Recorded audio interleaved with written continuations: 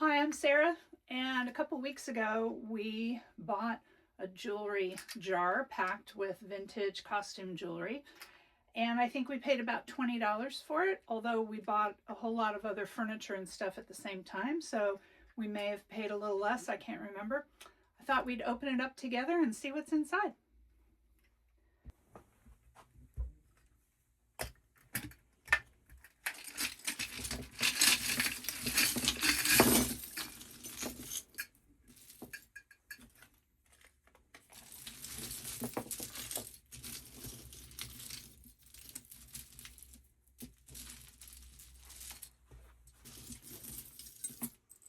Look at that, Humboldt State University, where I taught for 20 years. Little keychain. Missing a rhinestone. I kind of expect all of this to be at craft levels, so if there's some where things aren't missing, I take that as a win.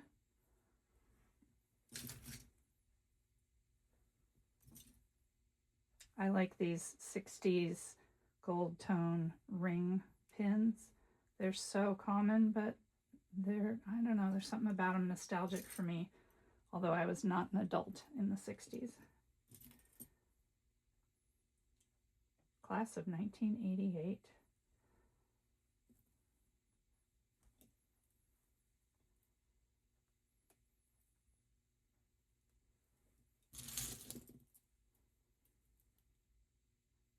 Baby Phat. Hello, 1990s. A lot of these gold tone pins. I like that one. I don't think that's, oh, it's an earring? Wow, I thought it was a brooch. I don't think that's Bakelite. I think this looks like a repro from, I don't know when, sometime.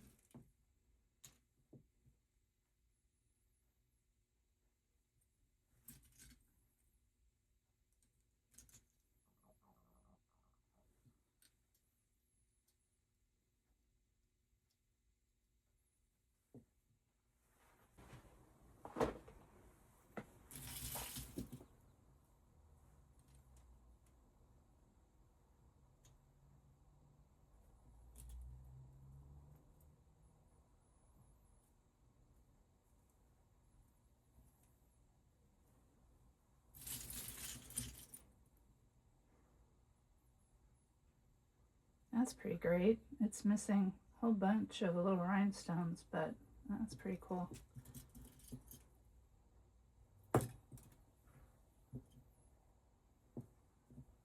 That's heavy. That is signed. I'll have to look at it.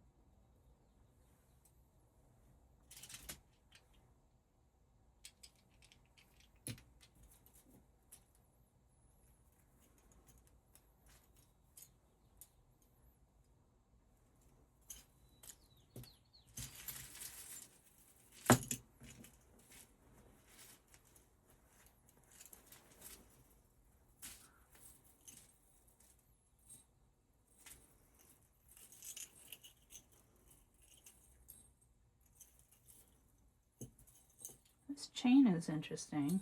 It's not very heavy. Maybe it's aluminum? That's kind of a cool chain.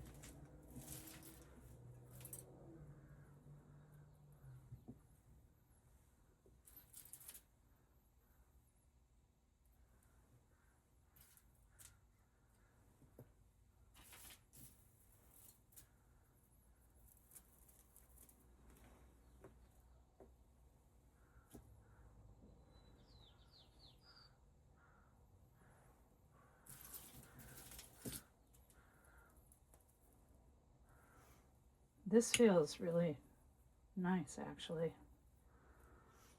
What I'm looking for is if things feel like they're well made, they could be good quality costume jewelry. I'd have to look that up, but that feels really well made. That's in good condition.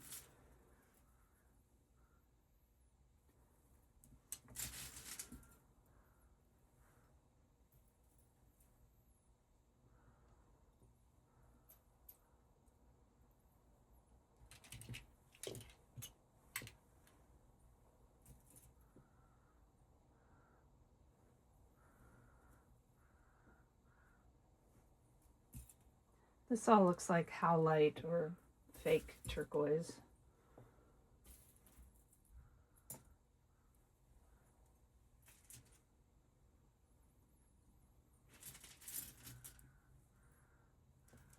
This is wood, gold tone.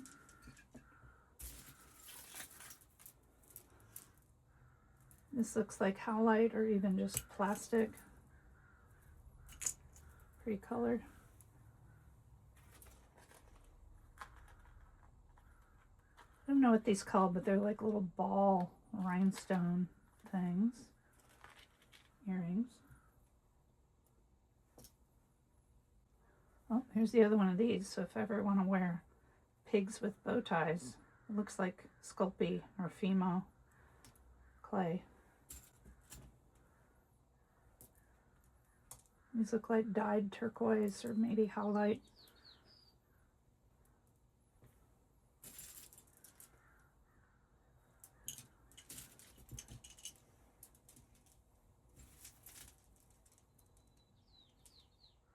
So far, everything's in pretty good shape. Some of the earrings are not in good shape.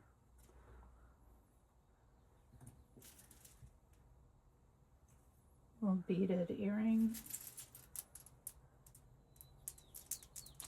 This is interesting. Beaded with abalone. Somebody put on the key. That's neat. That's very neat. Very pretty.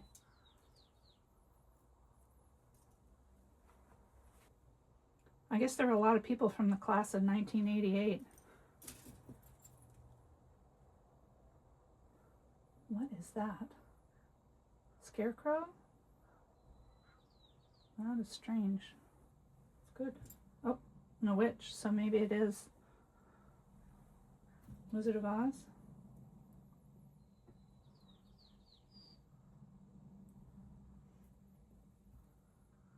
Tie tack.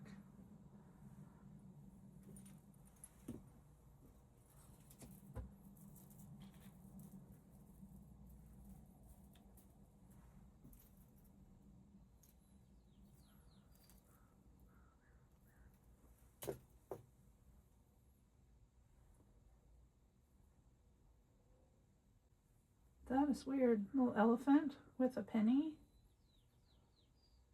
I've never seen something like that before. That's strange. What do you do with it? Carry it in your pocket? Interesting.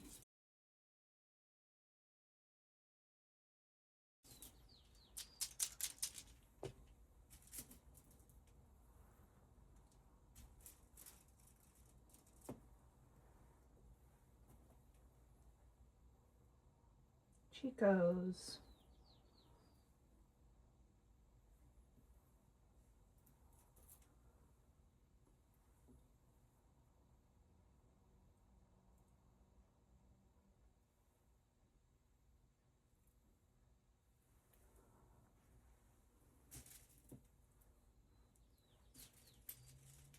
Another class of 1988.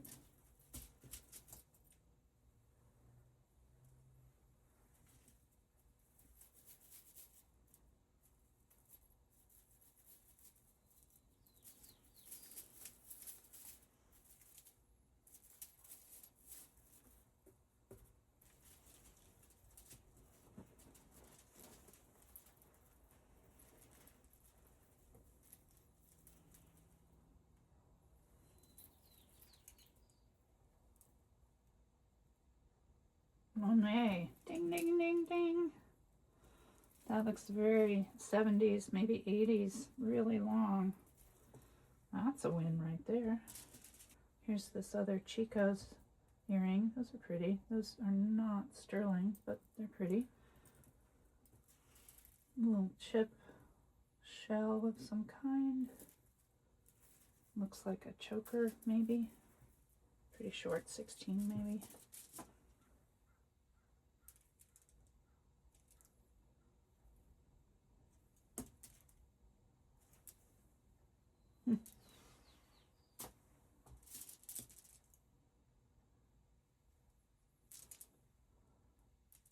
These are just plastic. They have little floral transfers on them. That's pretty cute. Looks vintage.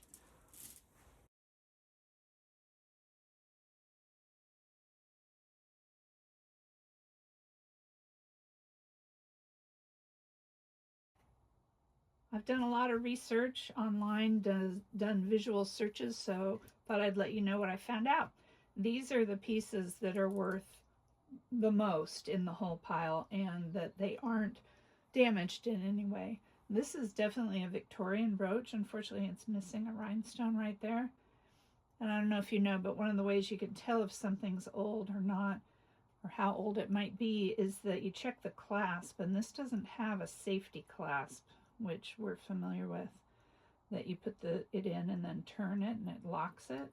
This just has the U. That means it's pretty old. It came up as being possibly Victorian. That's cool, but it's not sellable really. It'd be good for crafting. Okay, so let me show you what I have found. First off, this is a peridot chip bracelet. Not worth a whole much, maybe $8 to $14. So when I was looking at this, I was finding what things might be for sale on eBay or Etsy. And of course, having a booth in different areas of the country, your prices that you might be able to get might vary. I'm in California, so I can get maybe close to an eBay price on some things. But anyway, so the lower end of the prices, I tell you, may be what I could get locally in our booth. So that's peridot chip bracelet, which is cute. Turns out this is puka shell, and so is this. And these remind me of necklaces my stepsister and I used to make in high school, and my sister. So this one is, this puka shell necklace came up listings for about $15 to $20. And this one, it said that it's puka and also coconut shell. And I'm thinking these might actually be little silver beads in there because there's no verdigris or corrosion on them at all. This Humboldt State keyring, turns out it's a life member Humboldt State alumni. If that is your number, please email me. I'll make sure you get this back. Turns out this is a AJC, Children of the World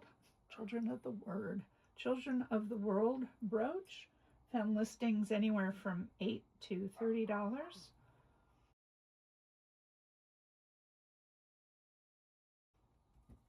The really long Monet necklace. This is 54 inches. Couldn't find this exact one, but Monet did a lot of necklaces like this in the 60s and 70s with these stations, and these sell from anywhere from $20 to $50. So this is my big win.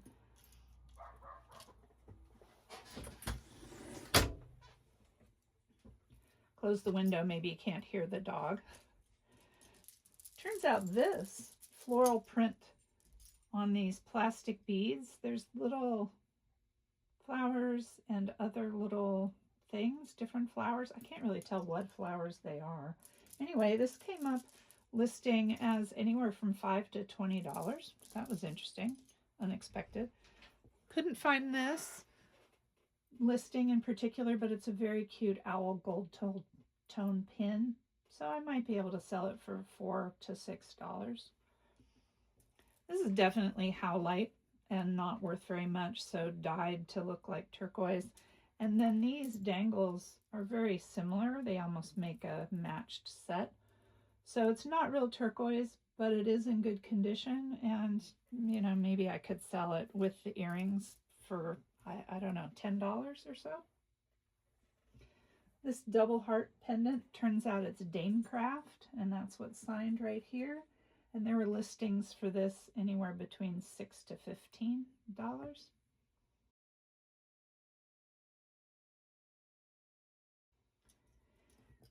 These I really thought were Brighton, and they kept popping up as being John Hardy, which is a very expensive designer brand.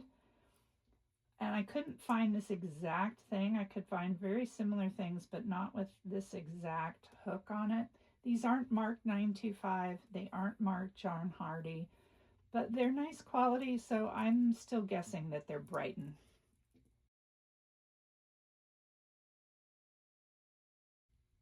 Couldn't find the Chico pair of dangles, but again, they're in that kind of nice, what I would call sort of Monet level, department store level, or women's clothing store good level of earrings, and those are pretty.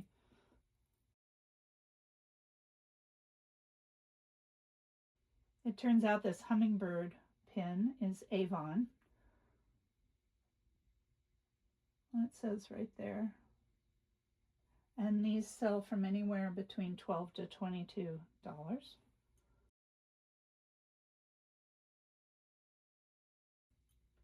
This Made in Australia pin is called a balloon brooch. I guess they're meant to be balloons that are grabbed onto, and I found listings for this for about $20.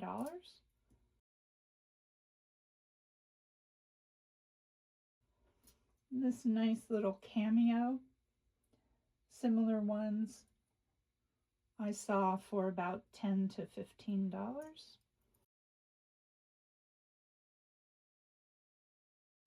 This is a signed BSK, and it's a leaf brooch, and I found exact matches to this listing between $15 and $20.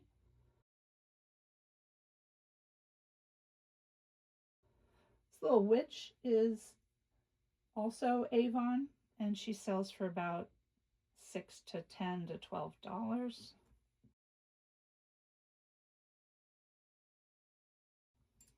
Scarecrow was really interesting. There's lots of different variations of this, but I found one exactly like this, but with a different color of faux pearl in it.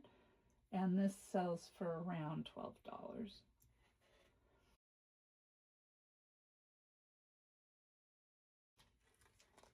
These disco ball earrings, they did pop up as being sterling, although I haven't been able to find any mark in particular on the ear wires, but they are very sparkly. And so these guys might sell for around $9. This very pretty pin has really good quality of the gold tone. Turns out this is Sarah Coventry from around mid to late 60s, and this sells for about $10 to $22.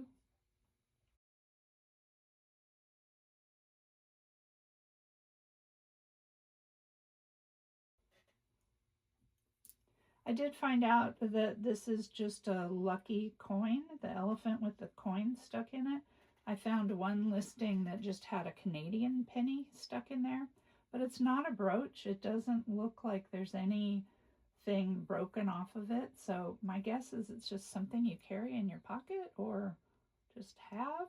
It's pretty heavy. It's interesting.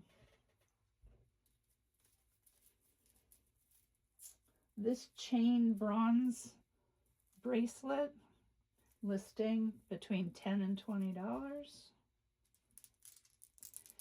This came up as very similar beaded things. They all come up as being possibly Native American, and this very well could be. It has leather on it holding it together. It's really beautifully made.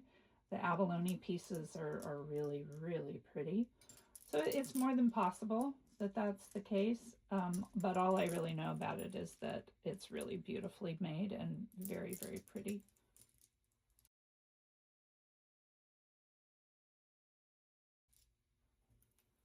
This bracelet, which came up, I could find an exact match.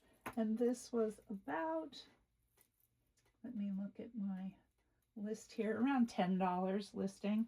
It's not designer, it's not marked, and it's definitely not sterling, but it's in really good shape and all the little stones are still there.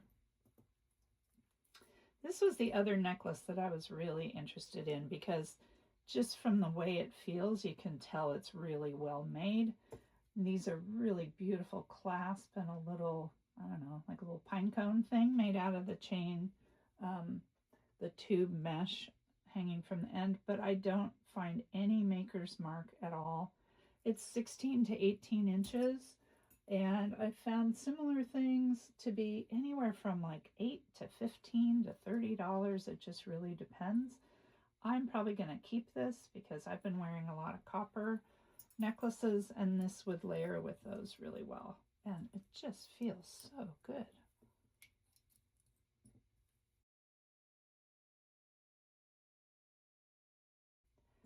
So from adding up all of these, I can tell that I've definitely made my my money back if I can sell all these things. Even if I sell them at the very low end, I will definitely recoup my money. Got to find out more about these. Maybe I'll just hold on to them for now. Thanks for watching.